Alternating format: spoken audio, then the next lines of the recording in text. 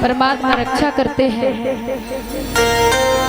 अब देखिए युद्ध समाप्त हो गया, भगवान जाने की बात कह रहे हैं, द्वारका जाने की। तो देखिए हुआ क्या, जैसे ही जाने की बात कही तो कुंती रोने लग गई। बोली भगवान जब दुख होता है तो दौड़े चले आते हो, जब सुख के बादल छा जाते हैं तो तुम जाने की बात कहते हो। तो एक बात कहते हैं भगवान, बुआ आपको जो इच्छा हो वो वरदान मांग लो, परंतु मुझे जाने दो। तो देखिए कुंती महारानी ने क्या वरदान मांगा, जो किसी ने आज तक न तो मांगा था और न मांगा है और ना कोई मांगेगा। ऐसा क्या मांगा?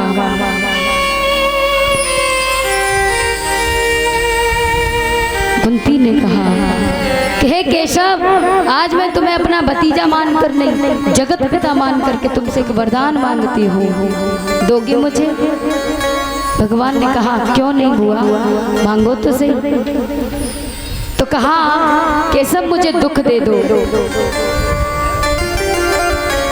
दुख मांगा, कौन मांगता है दुख आजकल? क्यों मांगा दुख? क्योंकि भगवान जाने की बात कह रहे थे। दुख होता है तो भगवान रहते हैं और दुख चला जाता है, सुख आ जाता है तो भगवान भी चले जाते हैं। कि दुख में सुमिरन सब करें, सुख में करे न कोई, जो सुख में सुमिरन करे तो दुख काहे को होए। इस तरीके से ऐसा वरदान मांगा। इधर में भगवान ने जाने का प्रोग्राम कैंसिल कर दिया। इधर में उत्तरा के गर्भ से को पुत्र को उत्तरा ने जन्म दिया है। वो बच्चा जो है जन्म लेते ही परीक्षा कर रहा है, रो रहा है, सबकी शक्ल देख रहा है, सबके मुंह की तरफ देख रहा है, परीक्षा कर रहा है। और जैसे ही भगवान की गोदी में आया तुरंत चुप हो गया। परीक्षा कर रहा था बच्चा कि वो कहाँ है जिन्होंने मुझे गर्भ में दर्शन दिया। जैसे ही भगवान दिख गए तो चुप हो गए। पर जब परीक्षा की है तो नाम रख दिया परीक्षित। बोलिए परीक्षित महाराज की। आज परीक्षित महाराज का जन्म हुआ। इस तरीके से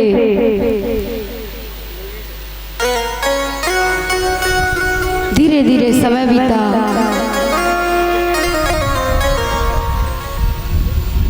उधर पितामह भीष्म बाणों की सैया पर लेटे थे। पांडव सभी मिलने गए हैं। इच्छा मृत्यु का वरदान प्राप्त था, उनकी इच्छा से मृत्यु मिली उनको। वहां से लौट आते हैं। इधर पांडवों के घर में खुशी है, धन धान्य लुटा रहे हैं। क्यों? क्योंकि कुल का दीपक जो आ गया है। धीरे धीरे समय बीता। महाराज परीक्षित बड़े हो रहे हैं।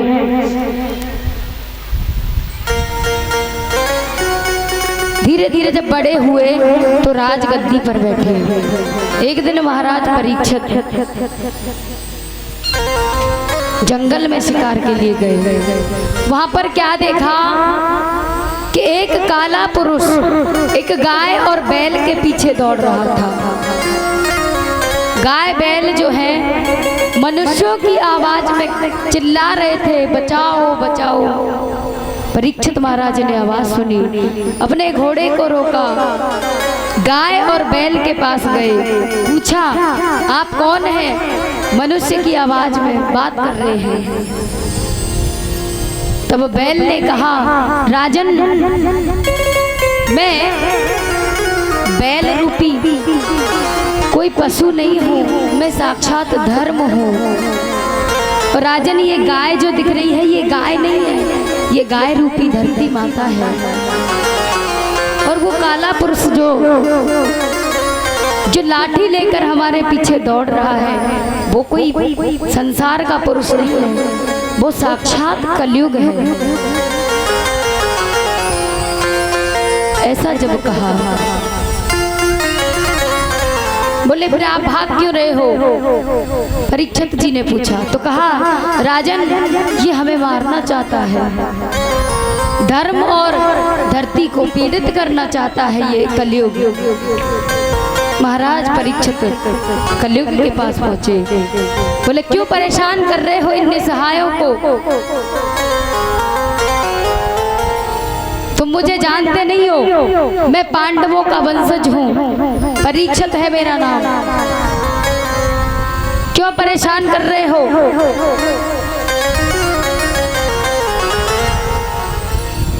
आपको नहीं पता है आपके प्राणों को हर सकता हूँ मैं।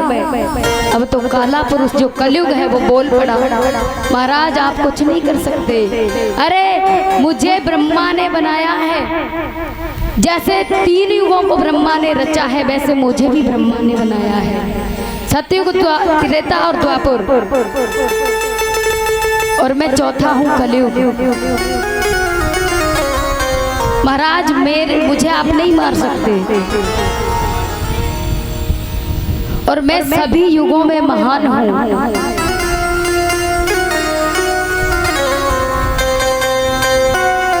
पूछा तुम महान कैसे हो? तो बताया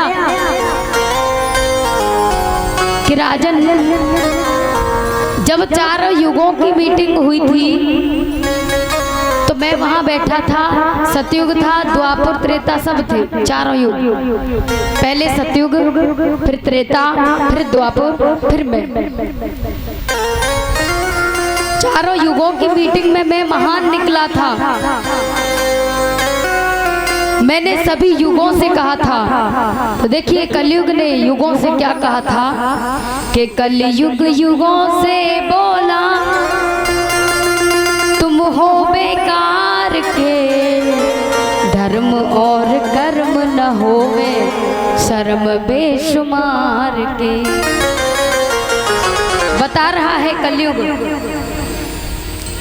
कलयुग युगों से बोला तुम हो बेकार के, धर्म और कर्म न होवे शर्म बेशुमार के। तो देखिए सतयुग की बात क्या कही। सतयुग की बात कह रहा है कलयुग कि सतयुग में हरिश्चंद्र ने देखो भरा नीच घर पानी, ये तेरी मेहरबानी। उसको कहा सतयुग को कि तुम्हारा राज्य चल रहा था उस समय पे, कहाँ थे तुम? अरे त्रेता में बाली ने राखी अनुज भ्रात की रानी, अनुज भ्रात की रानी। त्रेता युग में बाली ने छोटे भाई सुग्रीव की पत्नी को रखा था। छोटे भाई की पत्नी पुत्री के समान मानी जाती है, परंतु त्रेता से कलयुग ने कहा, त्रेता युग में त्रेता में बाली ने राखी अनुज भ्रात की रानी, अनुज भ्रात की रानी। अब द्वापर की बारी आई। अरे द्वापर सुन ले ध्यान लगा के तेरे राज की लीला। क्या लीला थी कि द्वापर में द्रौपदी नाम की एक रानी हुई थी, द्रौपदी। अरे द्वापर सुन ले ध्यान लगा के तेरे राज्य में हुई एक वो नारी। कौन सी नारी? द्रौपदी। 5 भाई पति बन बैठे, क्या नई रीत निकारी। 5 भाई पति बन बैठे, ये कौन सी नई रीत निकारी। धर्म ने धर्म को छोड़ा तेरी ही पछाड़ से, धर्म और कर्म न होवे शर्म बेशुमार के। अब कलयुग ने अपनी बात कही। कलयुग बोला तुम्हें दिखाऊं अपने राज की लीला, काम नहीं मेरा ढीला। कलयुग अपने राज्य की लीला साक्षात दिखा रहा है 3 युगों को। और किस तरीके से कह रहा है अरे बनकर मृगा घूमने लागा सुंदर स्वर्ण सजीला। एक मृग का रूप धारण किया मैंने, कलयुग कह रहा है।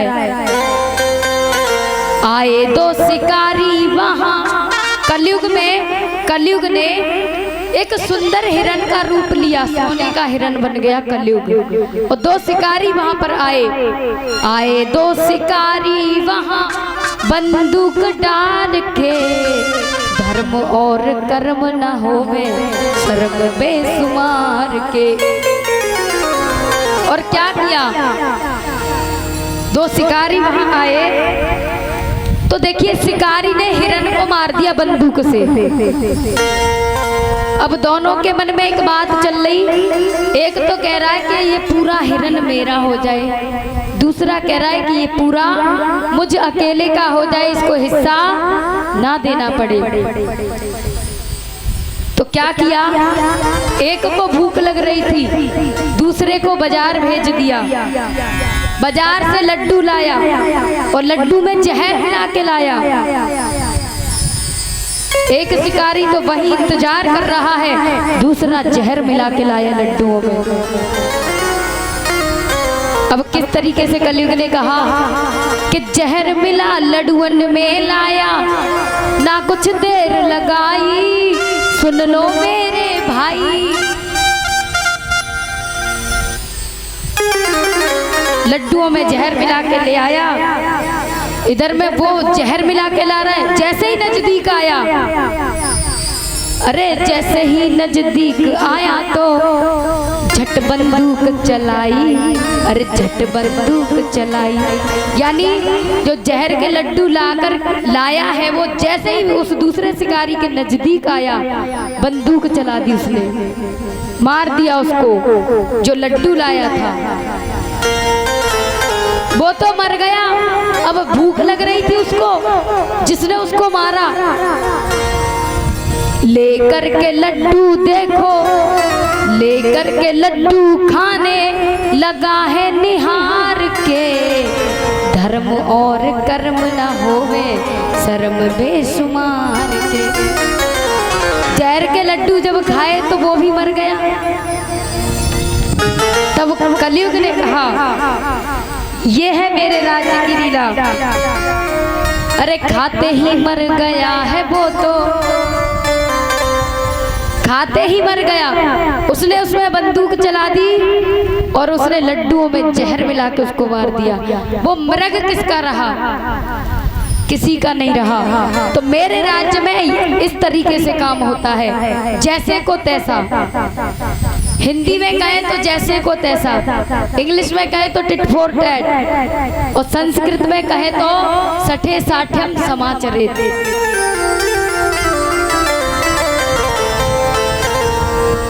तो ये कलयुग ने महाराज परीक्षित को कहा कि मैं महान हूँ, मेरे यहाँ पर जो जैसा करता है उसको तुरंत वैसा ही मिलता है।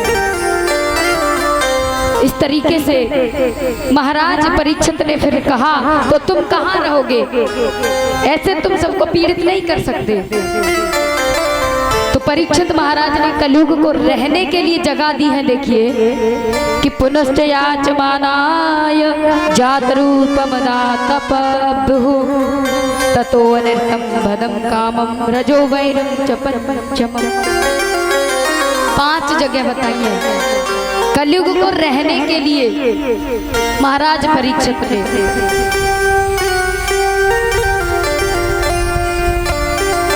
कहाँ पे, तो देखिए बड़ी सुंदर जगह इतनी है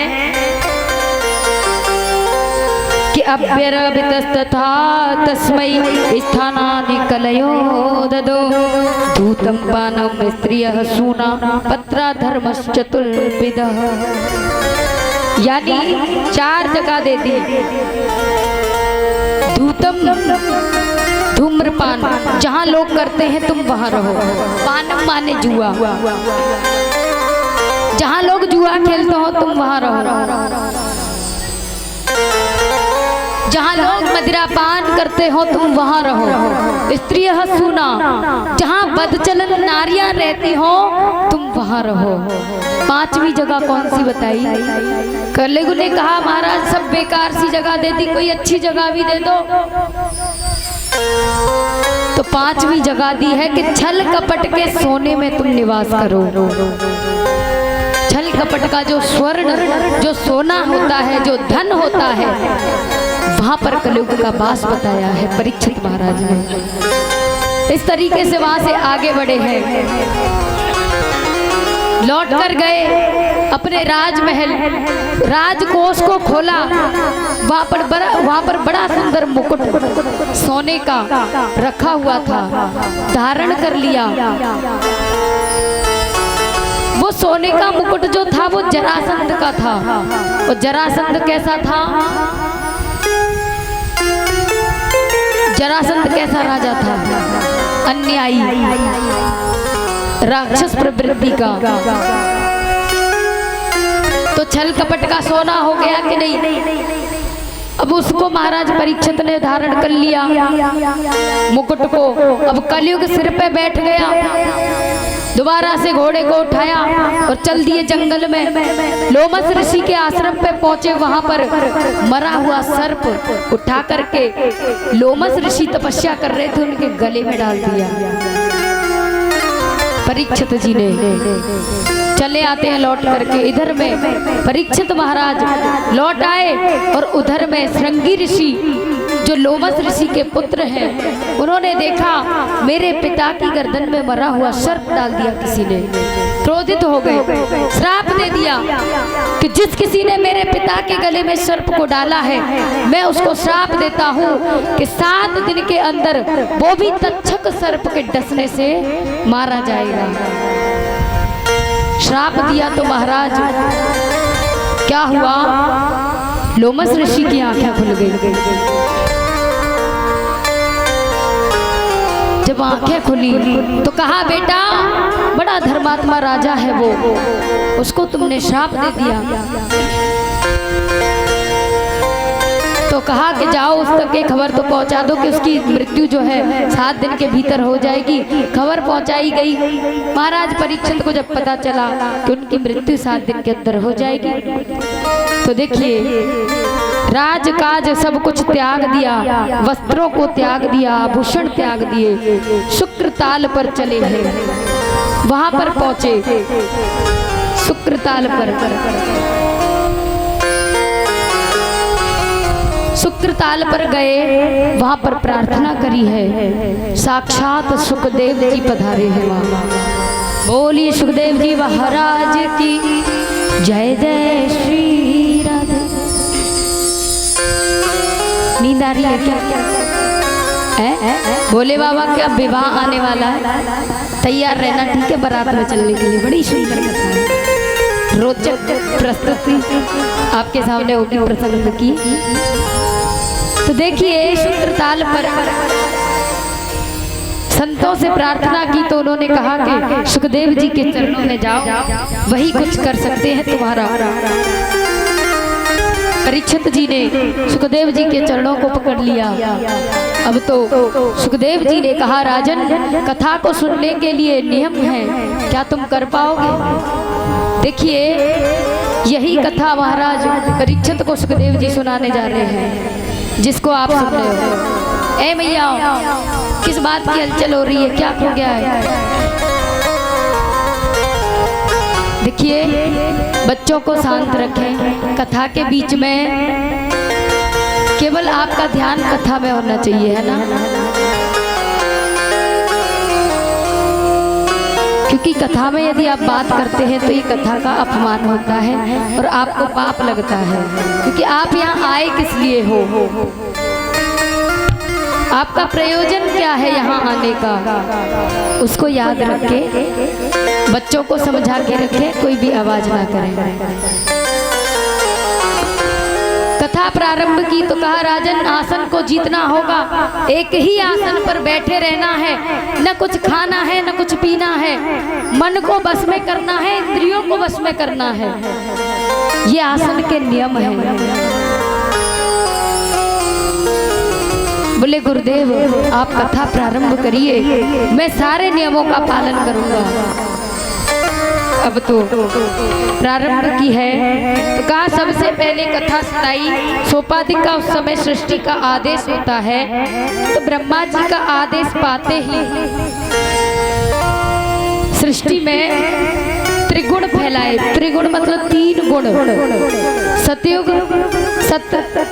सतोगुण, क्षमा करें सतयुग नहीं, सतोगुण, रजोगुण, तमोगुण, ये 3 गुण हैं। ये तीनों गुण हर व्यक्ति के अंदर है। केवल एक परमात्मा ऐसा है जिसमें ये तीनों गुण नहीं होते, वो निर्गुण है, बाकी सब सगुण है। तो तीन गुणों को जब फैलाया गया तो ब्रह्मा जी की 3 गुण जब फैले तो विष्णु जी की नाभि से कमल उत्पन्न हुआ। कमल से ब्रह्मा जी, और ब्रह्मा जी ने सबसे पहले 4 पुत्रों को प्रकट किया। सनत, सनंदन, सनातन, सनत कुमार, ये पृथ्वी पर वैशंबर का सबसे पहला अवतार था। ये 5 वर्ष के प्रकट हुए हैं। देखिए माया की छाया नहीं पड़ी। ब्रह्मा जी से वरदान मांगा, पिताजी हमें एक वरदान दीजिए कि आप ही के प्रेम में सने रहे और 5 ही बरस के बने रहे। तथास्तु कह दिया, परंतु क्रोध आया। क्यों? क्योंकि सृष्टि के सृजन के लिए उत्पत्ति की थी, लेकिन इन्होंने तो वरदान मांग लिया। जब क्रोध आया तो ब्रह्मा जी के भौह से भगवान शिव की उत्पत्ति बताई जा रही है, जिनको रुद्र के नाम से जाना जाता है। बोलिए शिव शंकर भगवान की। तो देखिए अब भगवान शिव को ब्रह्मा जी ने आदेश दिया कि आप सृष्टि का सृजन करें। अब भोले बाबा के पास क्या था? तमोगुणी संतान। भोले बाबा ने बिच्छू, कातर, ततैया, जानती हो, वर्र जिसको कहते हैं, तामसी सृष्टि का सृजन कर रहे थे। ब्रह्मा जी ने रोका, अरे रुको, तामसी सृष्टि यानी कि बिच्छू, कातर, कातर जानती हो, जिसके बहुत सारे पैर होते हैं, और दूसरा नाम तो मुझे भी नहीं पता। और वर्र तो सभी जानते होंगे, मधुमक्खी। ये तामसी संतान भोले बाबा की देन है। इनको थोड़ा सा हाथ लगाओ, बदले में काटेगी जरूर। सांप हो, ये सब तमोगुणी संतान जो है भगवान शिव की है। तो देखिए भोले बाबा को रोक दिया, बोले महाराज रुको, अब मत करो। बोले तामसी संतान उत्पन्न हो गई तो ये वैसे लोगों को तो जीने भी नहीं देंगे, इनको कोई स्पर्श करेगा बस ये खा जाएंगे इसको।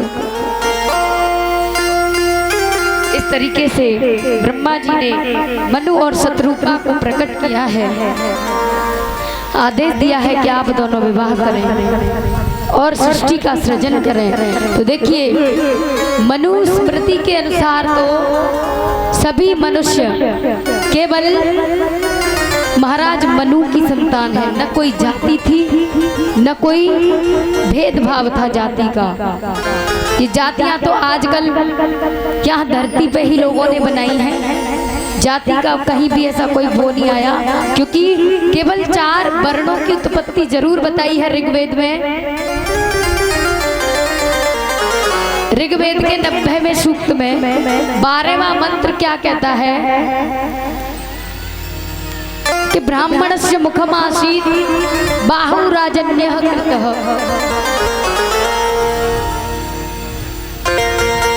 उरु तदस्य तद्वैश्यः। उरु यानी कि पेट या जंघा, पदभ्याम शूद्रो अजायत, यानी मुख से ब्राह्मण की उत्पत्ति, उदर से या जंघाओं से वैश्य की, बाहुराजन्यः कृत, बाहु भुजाओं से क्षत्रिय की उत्पत्ति और पैरों से शूद्र की उत्पत्ति। देखिए यहाँ उत्पत्ति जरूर बताई है, परंतु छोटा या बड़ा किसी को नहीं बताया, बराबर बताया है सबको। तो इस तरीके से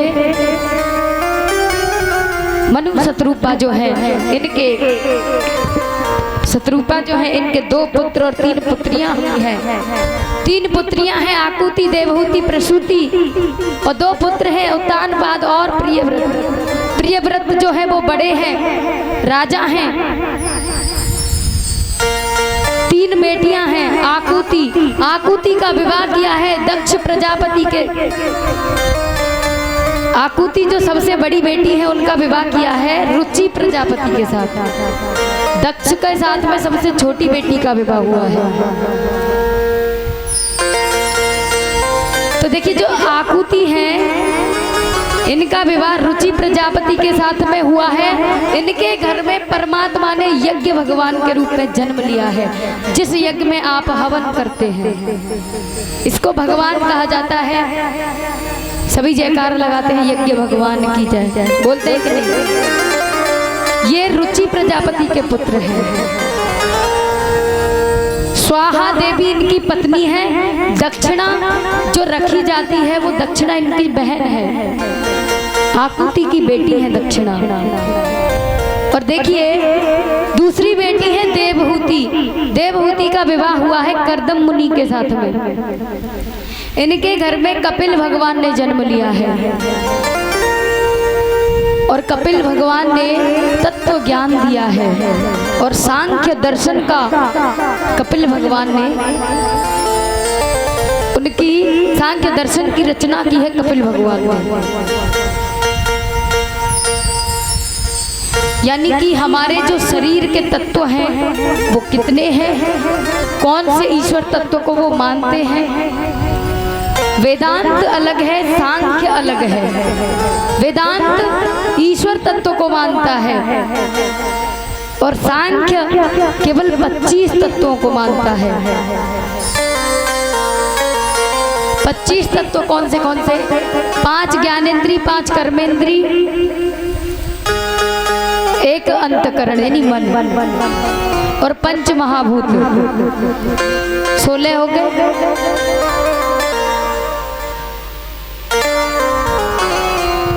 और देखिए 5 जो हैं वो रूप, रस, गंध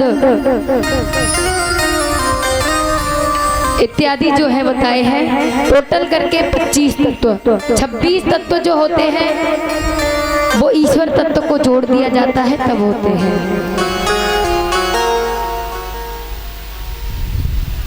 तो इस तरीके से इन्होंने अपनी माता को तत्व ज्ञान दिया है। और तीसरी बेटी है प्रसूति। प्रसूति का विवाह हुआ है दक्ष प्रजापति के साथ में। अब दक्ष प्रजापति जो है इनकी पुत्री है सती। क्या नाम है? सती। देखिए भोले बाबा की कथा आ रही है, सभी ध्यान से सुनेंगे। ज्ञानेंद्री, 5 कर्मेंद्री, 1 अंतकरण यानी मन और 5 महाभूत, 16 हो गए।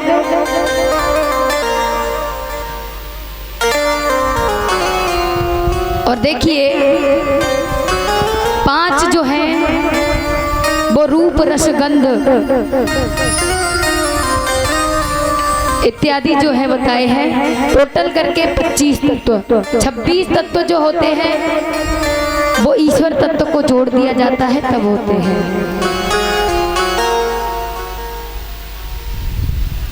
तो इस तरीके से इन्होंने अपनी माता को तत्व ज्ञान दिया है। और तीसरी बेटी है प्रसूति। प्रसूति का विवाह हुआ है दक्ष प्रजापति के साथ में। अब दक्ष प्रजापति जो है इनकी पुत्री है सती। क्या नाम है? सती। देखिए भोले बाबा की कथा आ रही है, सभी ध्यान से सुनेंगे। नाम है भोले बाबा के साथ में विवाह हो गया है। तो देखिए एक दिन क्या हुआ, कैलाश पर्वत पर रहते हैं माता सती के साथ भोले बाबा। एक दिन भोले बाबा ने सती मैया को कहा, देवी चलो धरती लोक में, त्रेता युग की बात है, धरती लोक पर चलते हैं भ्रमण के लिए, संतों के मुंह से परमात्मा की कथा सुनेंगे।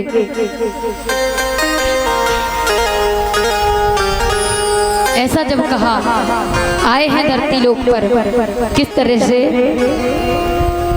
एक बार त्रेता युग माही, एक बार त्रेता युग माही, शंभू गए कुंभजर सिपाही, शंभू गए कुंभजर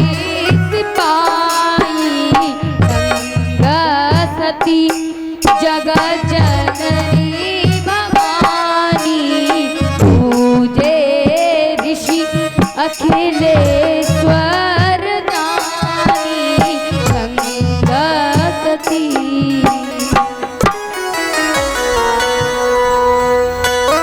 त्रेता युग में भोले बाबा सती मैया के साथ में आए, कथा सुनी है, लौट रहे थे। उसी त्रेता युग की बात है जब माता सीता का हरण हुआ था। तो राम जी जो है माता सीता की खोज कर रहे थे, ढूंढ रहे थे। इधर में भोले बाबा ने राम जी को देखा। देखिए भोले बाबा और राम जी दोनों एक दूसरे के इष्ट भगवान हैं, एक दूसरे को अपना इष्ट मानते हैं। अब हुआ क्या, भोले बाबा ने जैसे राम जी को देखा तो मन ही मन प्रणाम किया। माता सती ने देखा भोले बाबा किसको प्रणाम कर रहे हैं। माता सती को राम जी साधारण मनुष्य दिखाई दे रहे हैं, क्योंकि तापस भेष है, संतों का भेष है। भोले बाबा ने कहा, देवी मैं अपने भगवान को प्रणाम कर रहा हूँ। बोली भगवान? कौन भगवान? अरे बोले ये देखो सामने। बोले ये भगवान है? कौन कह रहा था? बोले देवी ये मेरे प्रभु श्री राम है, माता सीता की खोज कर रहे हैं। बोली ये भगवान है, एक नारी के पीछे ऐसे रो रहे हैं। अब तो भोले बाबा को बड़ा बुरा लगा, तो एक बात कह दी, जो तुम्हारे मन अति संदेहु,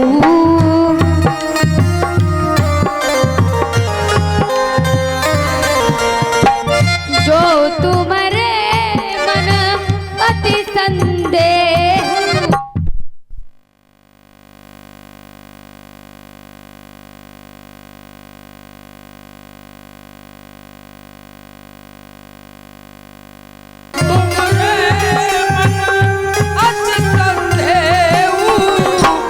किन जाए परीक्षा ले, तो तुम जाए परीक्षा ले।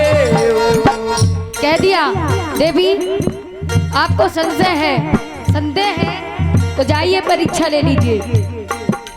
चली गई, माता सीता का रूप धारण कर लिया सती मैया ने, राम जी के सामने गई।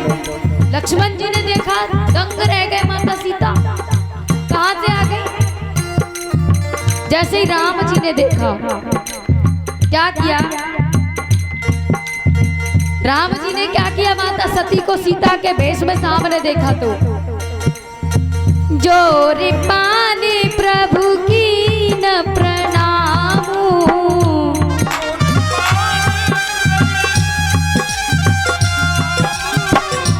क्या कहा?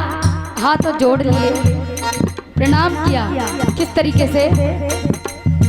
जोर पानी प्रभु की न प्रणामू,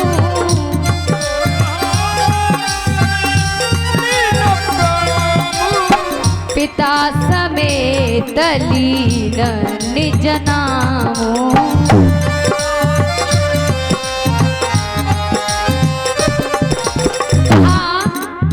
देवी मैं मैं दशरथ पुत्र राम आपको प्रणाम करता हूँ।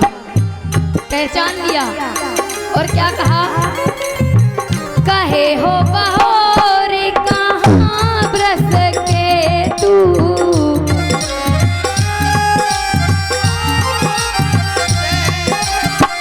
देवी बरस के तू यानी भोले बाबा कहाँ है? अकेली जंगल में क्यों घूम रही हो? अरे सीता का हरण करके कोई ले गया, हम उनको ढूंढते फिर रहे हैं, तुम्हें कोई ले गया तो भोले बाबा ढूंढने वाले नहीं है। कहे हो बहोर कहाँ बरस के तू,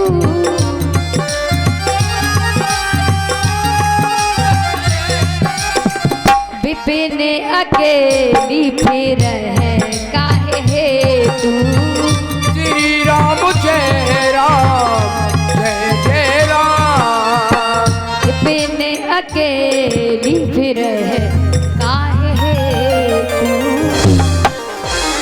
देवी जंगल में अकेली क्यों घूम रही हो? जब भोले बाबा का नाम लिया, माता जब कहा तब तो सती मैया बेचारी कुछ बोल नहीं पाई, चुपचाप आ गई भोले बाबा के पास। भोले बाबा ने कहा ले आई परीक्षा, तो झूठ बोल दिया। क्या कहा कि कछु न परीक्षा ली न गोसाई, की न प्रणाम तुम्हारे नाई। भगवान कोई परीक्षा नहीं ली है, आपने दूर से प्रणाम किया है, हमने पास जाकर के प्रणाम कर लिया। झूठ बोल दिया। भोले बाबा ने आंखें बंद करके देखा कि माता सीता का रूप धारण किया था, तो एक मन में प्रण लिया कि मेरी माँ का रूप धारण किया है, अब मैं सती जी को अपने अंग से भेंट नहीं करूंगा। इस तरीके से आ जाते हैं कैलाश पर्वत पर और भोले बाबा की समाधि लग जाती है। शंकर सहज स्वरूप तुम्हारा, लागी समाधि अखंड अपारा। श्री सूत जी कहने लगे, देखिए ये प्रसंग कहाँ कहाँ चल रहा है। उधर सूत जी सौनक ऋषियों को कथा सुना रहे हैं और कौन सुना रहा है? परीक्षित महाराज आ चुके हैं सुक्रताल पर, तो उनको कौन सुना रहा है कथा? सुखदेव जी। और याज्ञवल्क्य जी इसी प्रसंग को अपनी पत्नी मैत्रेयी को सुना रहे हैं। कागभूषुंड जी गरुड़ जी को सुना रहे हैं, क्योंकि ये प्रसंग रामायण में आता है। ये प्रसंग इतनी जगह चल रहा है और हम यहाँ आपको सुना रहे हैं। तो देखिए भोले बाबा की समाधि लग गई है। बीते संवत सहस 87 तजी समाधि शंभु अविनाशी। 87,000 वर्ष बाद भोले बाबा की समाधि खुली। भोले बाबा की आदत थी समाधि खुलते ही भगवान की चर्चा करना, कथा सुनाने लग गए। लेकिन माता सती ने क्या देखा? ऊपर आसमान में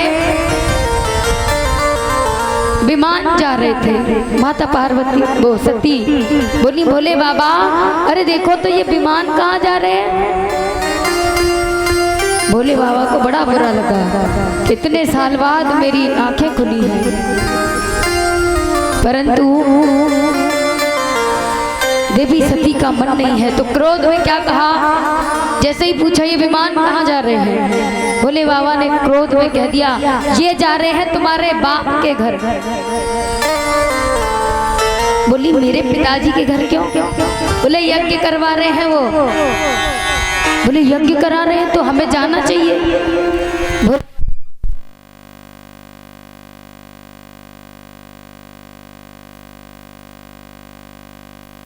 जाना चाहिए।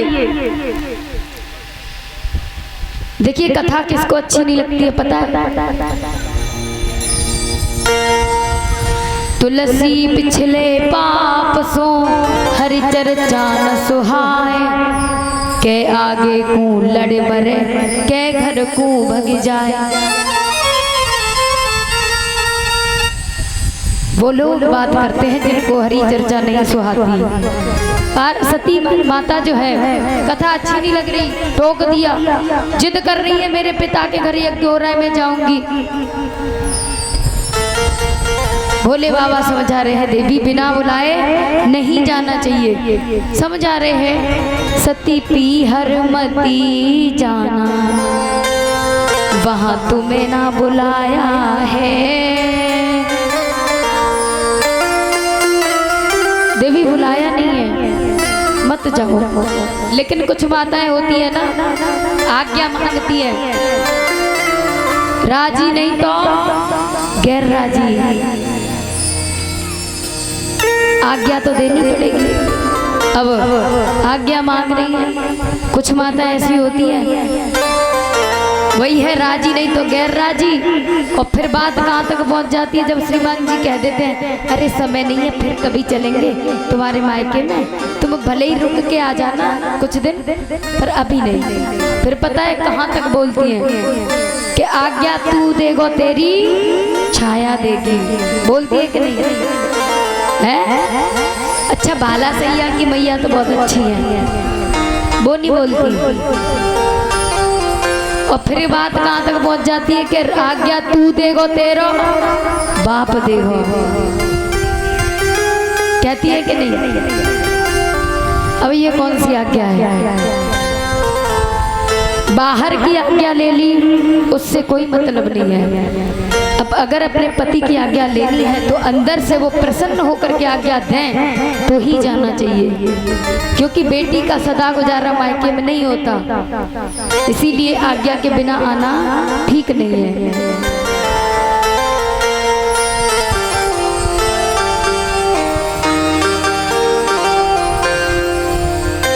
अब तो सती जी जिद कर रही हैं। भोले बाबा ने कहा ठीक है, जब तुम नहीं मान रही हो तो चली जाओ।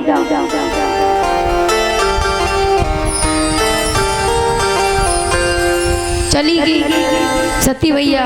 भोले बाबा ने गणों को साथ में भेजा है। दक्ष ने मुड़कर देखा तक नहीं। माँ जो होती है उसकी तो बेटी के प्रति भावना ही अलग होती है। माँ ने गले से लगा लिया प्रसूति ने। अब तो सती जी रोने लग गई। थोड़ा और आगे गई, जहाँ यज्ञ हो रहा था वहाँ सभी देवी देवताओं के लिए भोग रखा गया था, परंतु भोले बाबा का कोई भाग नहीं था उसमें, कोई भोग नहीं, कोई स्थान नहीं। बड़ा अपमान हुआ माता सती ने। भोले बाबा का अपमान होते हुए देखा, रोने लग गई। भोले बाबा ने मुझे मना किया था परंतु मैं नहीं मानी। देखिए माता सती ने क्या किया है। योगा अग्नि प्रकट की है और उस अग्नि में अपने प्राणों को झोंक दिया है। लेकिन मरने से पहले एक वरदान मांगा है कि सती मरत धर सन वर मांगा, जन्म जन्म शिव पद अनुरागा। कि जब जब मैं जन्म लूं तब तब मुझे शिव शंकर की शरण की प्राप्ति हो, वही मुझे पति रूप में मिले। ये बात भोले बाबा के गणों ने भोले बाबा को बताई। भोले बाबा को क्रोध आया। भोले बाबा की कोह में से आंसू निकला, आंख की कोह में से। उस आंसू से वीरभद्र को प्रकट किया है और आज्ञा दे दी कि जाओ, जाकर के दक्ष के यज्ञ का विध्वंस कर दो। वीरभद्र गया, दक्ष का सिर काट दिया, यज्ञ का विध्वंस कर दिया देवताओं के कहने पर।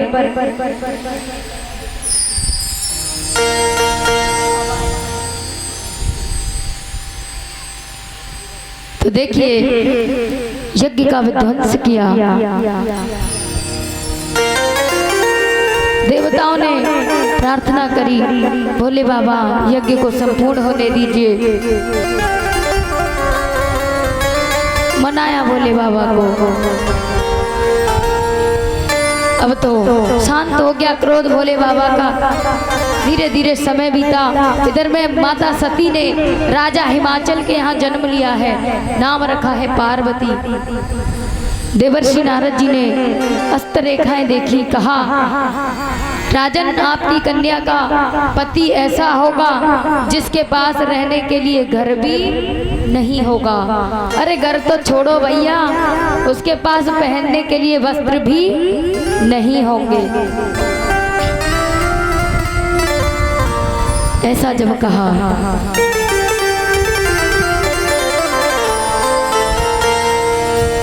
देवर्षि नारद जी ने तो महाराज हिमाचल को बहुत बुरा लगा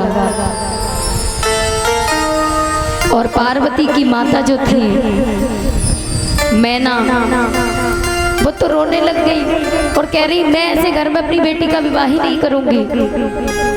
तब देवर्षि नारद जी ने कहा माता महारानी, यदि आपकी बेटी किशोरावस्था में प्रवेश करे और भगवान शिव की आराधना करे तो हो सकता है उसके भाग्य की किस्मत रेखा बदल जाए। बोले ठीक है। धीरे धीरे पार्वती जी बड़ी हो रही हैं तो माता ने कहा बेटी भगवान शिव का ध्यान किया करो। लेकिन यहाँ तो उल्टा हो गया, ध्यान करने की जगह वो तो पति मान बैठी और ये रट लगा दी कि विवाह करूंगी तो शिव से करूंगी, नहीं तो किसी से नहीं करूंगी। तपस्या करने लग गई केवल भगवान शिव से विवाह के लिए। सप्त ऋषियों को भेजा भोले बाबा ने तो परीक्षा लेने, तो नहीं मानी है, कह दिया मैं तो उन्हीं को पति मान चुकी हूँ। अब भोले बाबा कह रहे कि हमें विवाह नहीं करना, देवता बनाने आए हैं। देवताओं ने बनाया तो मान जाते हैं। तो देखिए आज भोले बाबा की लगुन सगाई चली गई। महाराज हिमाचल के यहाँ ब्रह्मा जी और देवर्षि नारद जी ले गए। अब बारात की जाने की तैयारी हो रही है। अब बताओ कौन कौन जाएगा बारात में? सब चले ना, लेकिन ध्यान रखना भोले बाबा की बारात है, भूत प्रेत खईस जिंद चुड़ैल सब मिलेंगे। भोले बाबा की बारात की तैयारी हो रही है। तो देखिए क्या हुआ, गणों ने कहा बोले बाबा हम आपको सजाएंगे आज। तो बोले बाबा ने कहा सजाएंगे?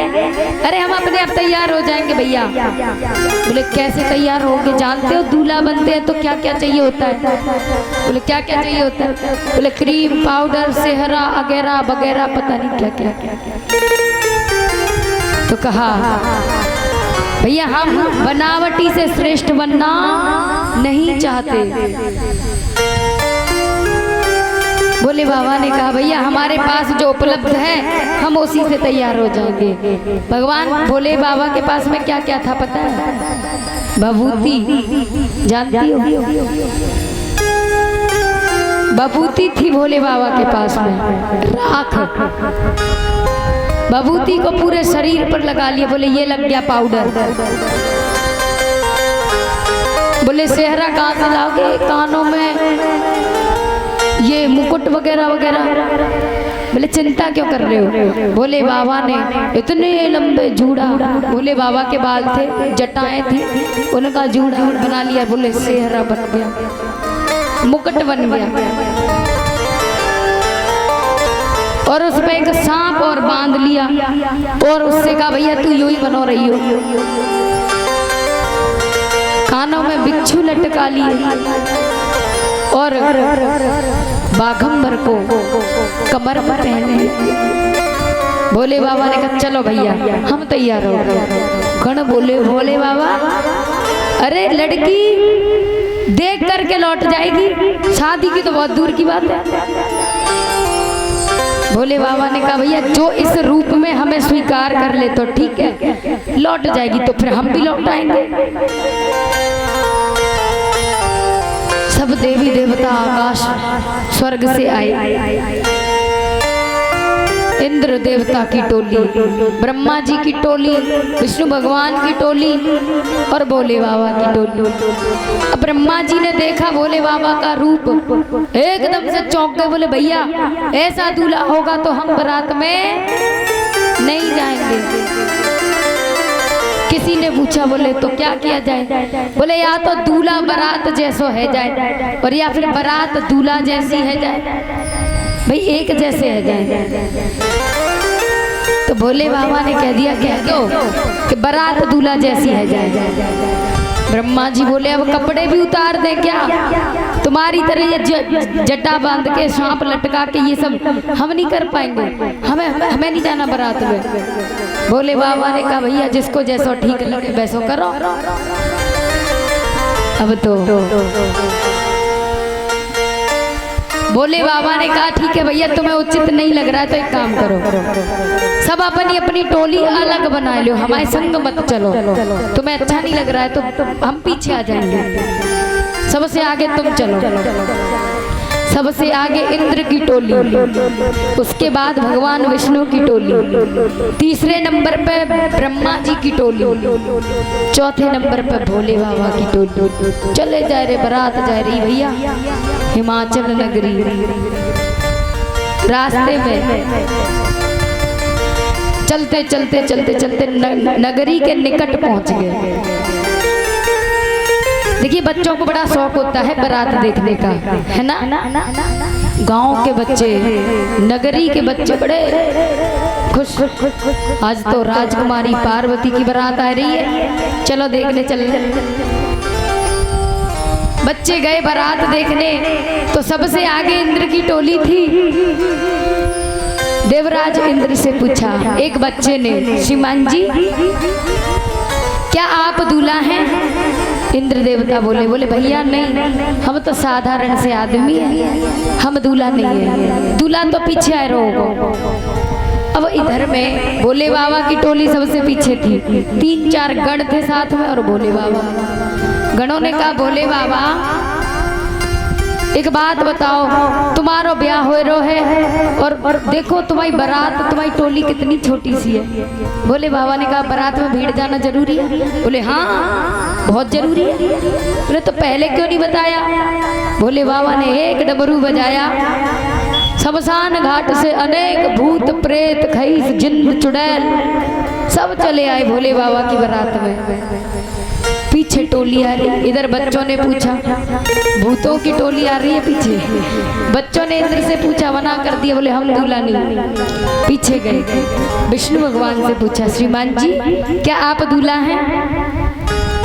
विष्णु भगवान बोले भैया हम तो साधारण से बाराती हैं, दूल्हा तो पीछे आ रहो। पीछे गए, ब्रह्मा जी 4-4 मुंह। एक बच्चा डरता डरता गया, श्रीमान जी क्या आप दूल्हा हैं? ब्रह्मा जी बोले भैया नहीं, हम तो साधारण से बाराती हैं। बच्चे बोले ऐसे ऐसे बाराती जिनके 4-4 मुंह, भैया दूल्हा की तो बात ही अलग होगी। बच्चों ने एक दौड़ लगाई, बोले जल्दी चलो दूल्हा को देखने। जैसे ही पहुंचे बारात दूल्हा को देखे, ऐसा भेष भोले बाबा का, साथ में भूत प्रेत खईस चुड़ैल सब दौड़े चले आए। बेचारे बच्चे डर के मारे वही लुढ़क पुढ़क हो गए। नेकाद बच्चे में हिम्मत थी, बेचारे दौड़ के घर आए और मम्मी पापा से बोले जल्दी भीतर वाले कमरे में चलो। बोले बताओ तो सही क्या बात है? अरे पहले भीतर चलो। बोले पहले बात बताओ क्या हुआ? अरे मम्मी भीतर चलो जल्दी, भूत प्रेत सब चले आ रहे हैं हमारी नगरी की तरफ। बताया कैसे ऐसे पार्वती राजकुमारी की बारात में भूत प्रेत आ रहे हैं। बारात दरवाजे पे पहुंची, देखिए भोले बाबा बिलेरो में नहीं गए थे, नादिया पे बैठे थे और वो भी उल्टे। ये कहा था कि हम अपनी बारात को पीठ नहीं दे सकते। नादिया पर उल्टे बैठे, दरवाजे पे पहुंच गए। अब लड़की की माँ आती है ना दूल्हे की आरती के लिए। अब तो भोले बाबा से गणों ने कहा बाबा अब तो अपना मुंह उधर कर लो। बोले भैया हम नहीं करेंगे, नंदी को घुमा दो। नंदी को घुमाया, जैसे ही दूल्हा की शकल मैना ने देखी, आरती की थाली फेंक के भाग गई। बेचारी डर गई। अब तो गणों ने कहा भोले बाबा चलो। बोले कहाँ? अरे चलो हो गया विवाह। बोले क्यों? अरे देखा नहीं लड़की की माँ आरती की थाली फेंक के भाग गई। तो भोले बाबा ने कहा अरे वो फेंक के नहीं भागी हैं, अरे भैया ये तो उनकी रीति होगी, रीति होगी तभी तो इस थाली को फेंका है। तो देखिए भोले बाबा को जनमासे में ले गए। जनमासो जानती हो? ऐ भैया जानते हो कि नहीं जनमासा किसे कहते हैं? जहाँ पर बारातें रुकती हैं, एक गांव में व्यवस्था होती है जहाँ पर सबके जिसके भी घर में बारात आती है उसकी बारात वहाँ रुकती है। भोले बाबा की बारात को वहाँ रोका गया।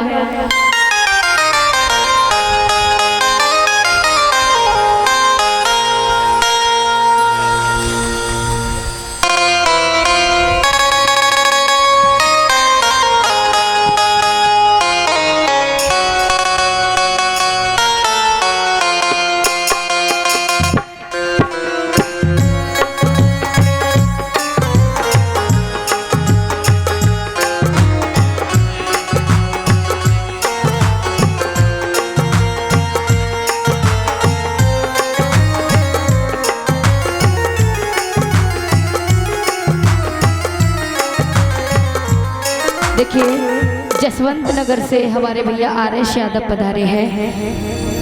एक पगड़ी से और एक पटका से स्वागत करते हैं। सभी जोरदार तालियों के साथ स्वागत करेंगे। भगवान खुश रखें, आनंद से रखें, अंदर से भंडार भरे रहें। और दान में 2 बोरी आटा भैया ने दिया है। भगवान खुश रखें, आनंद से रखें, अंदर से भंडार भरे रहें ठाकुर जी। तो देखिए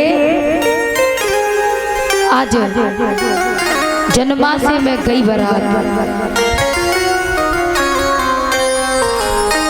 अब गांव वाले यानी नगरी वाले बूढ़े बड़े जितने भी थे उन्होंने कहा भैया बारात को नाश्ता पानी कराओ, भोजन पानी। और वहाँ के युवा भैया बोले, जितने भी हमारे वहाँ व्यवस्था संभाल रहे थे बाराती को भोजन कराने की, वो बोले जरूरी नहीं है दादाजी कि बाराती भोजन करें। अरे क्या पता भोजन कराने वाले कोई खा जाए। भूत प्रेत जो थे। अब बूढ़े बड़ों ने कहा देखो दरवाजे पे बारात आई है तो ऐसे नहीं करते, भोजन तो कराना पड़ेगा। क्या किया? पत्तल लेकर के गए बच्चे, पत्तल परोस रहे, पंगत लगा दी।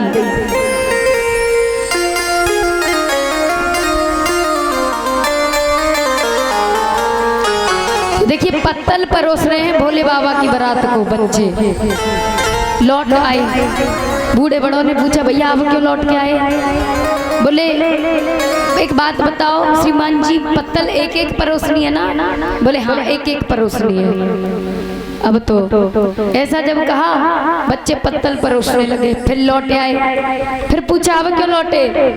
बोले महाराज आपने कहा है कि एक एक पत्तल परोसो, पर उनका क्या करे जिनके 4-4 मुंह हैं, जिनके मुंह 4-4 हैं उनको क्या करें? तो बूढ़े बड़ों ने कहा भैया जिसके जितने मुंह हो उसको उतनी पत्तल रख दो।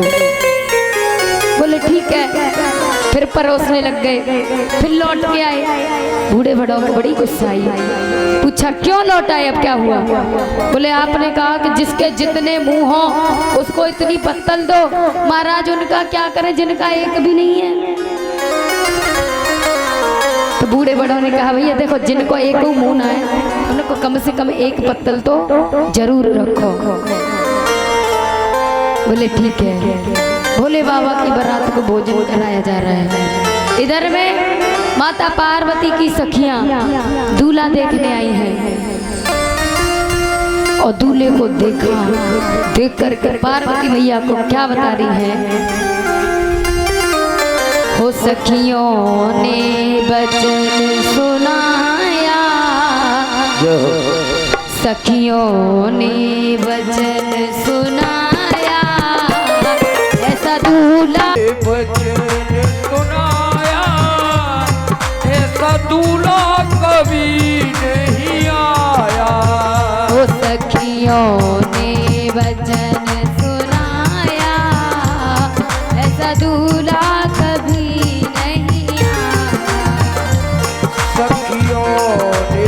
बचन सुनाया, ऐसा दूल्हा कभी नहीं आया।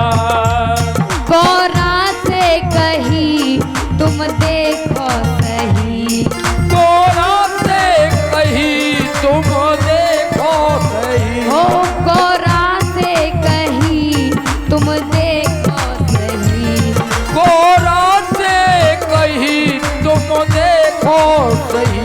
संग भूतों की टोली लाया, ऐसा दूल्हा कभी नहीं आया। संग में भूतों की टोली लाया, ऐसा दूल्हा कभी नहीं आया। ओ ऐसा दूल्हा कभी नहीं आया, ओ ऐसा दूल्हा कभी नहीं आया, ऐसा दूल्हा कभी नहीं आया। कहा ऐसा दूल्हा नहीं आया। अरे भूतों की टोली आई है संग में। माता मैना जो है रो रही है और देवर्षि नारद जी को गालियां दे रही है कि मैं नारद कर कहाँ बिगाड़ा, मोर भवन जिन बसत उजारा, के बांझन जाने प्रसव की पीड़ा, जाके पैरन फटी बिमाई, ते कहा जाने पीर पराई। मैंने उस देवर्षि नारद का क्या बिगाड़ा था, मेरी बेटी का भाग्य बदलने की कह गए थे, मेरी बेटी की किस्मत को कैसे इन्होंने बिगाड़ दिया। अब तो पार्वती मैया समझा रही है माता मैना को। इधर में देवर्षि नारद जी भी आ जाते हैं। समझाया है, कहा है कि माता आपकी बेटी पार्वती साक्षात जगत जननी है, ये साधारण कन्या नहीं है। अब तो मान गई है। तब देखिए भोले बाबा की भामर पड़ रही है। देखिए मैया हमारे यहाँ पे भोले बाबा का जो विवाह हुआ है उस पद्धति के अनुसार आज भी हमारे समाज में, हमारे समाज का मतलब हमारे धर्मों में, केवल हमारा सनातन धर्म है, हिंदू धर्म में शादी विवाह जब होते हैं तो भगवान शिव की जैसे उनका विवाह हुआ था उसी पद्धति के अनुसार होते हैं।